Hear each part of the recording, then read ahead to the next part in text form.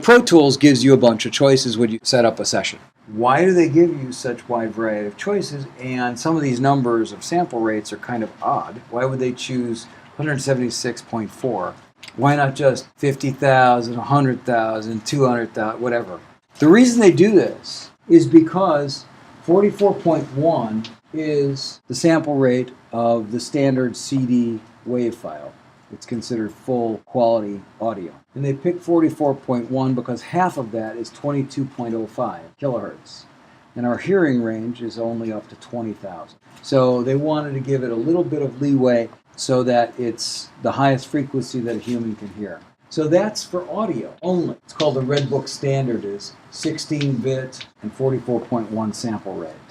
Red Book standard is what the standard CD was. 48,000 hertz is the standard for film and TV. Of course, film and TV has to have a higher standard than audio. They always try to allure people in with the great audio quality that they have. In fact, in the early days of recording, the film industry was instrumental in pushing along the recording industry.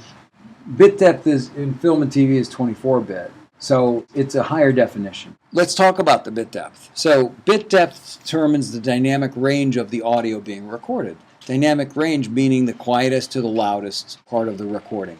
Each bit equals 6 decibels of dynamic range. So at 16-bit, which is the standard for a CD, like a physical optical CD, is 16-bit and 44.1 kilohertz sample rate. The bit depth at 16 is 96 decibels of dynamic range. And how they calculate it is 16-bit means 2 to the 16th possible values. So it's not just 16 different divisions as your bits, it's 2 to the 16th. So there's 65,536 different divisions that when it samples a voltage it can put it to.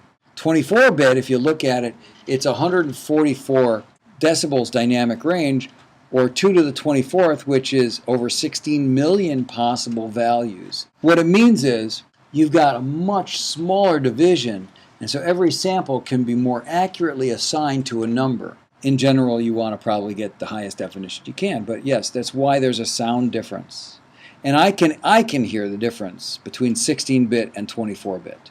I cannot hear the difference between 44.1 thousand samples per second and 48,000.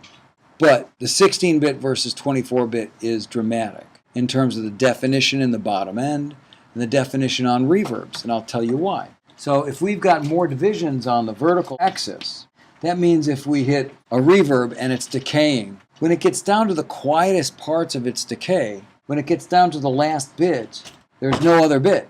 Decays and then it falls off. Then it's gone.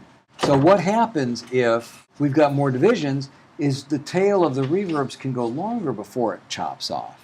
And we recognized this quite a bit when we worked from analog to digital. We were quite aware that the reverbs seemed shorter and seemed less reverb in our mixes that were digital versus analog, because of this principle that the tails would get chopped off, the reverbs kind of went away quicker, and we could hear it. But in the analog domain, when the reverb gets quieter and quieter and quieter, eventually it seeps into the noise floor of the tape, and then it sort of seamlessly just goes into nothingness. So it seems a little smoother. Pro Tools does 16 and 24-bit. The more samples per second and the more bit depth, the closer you get to true analog again. So isn't this interesting? We started with analog, and now we're trying to get back to analog by having faster sample rates and higher bit depths. Our hearing can go a quadrillionth of a difference from soft to loud.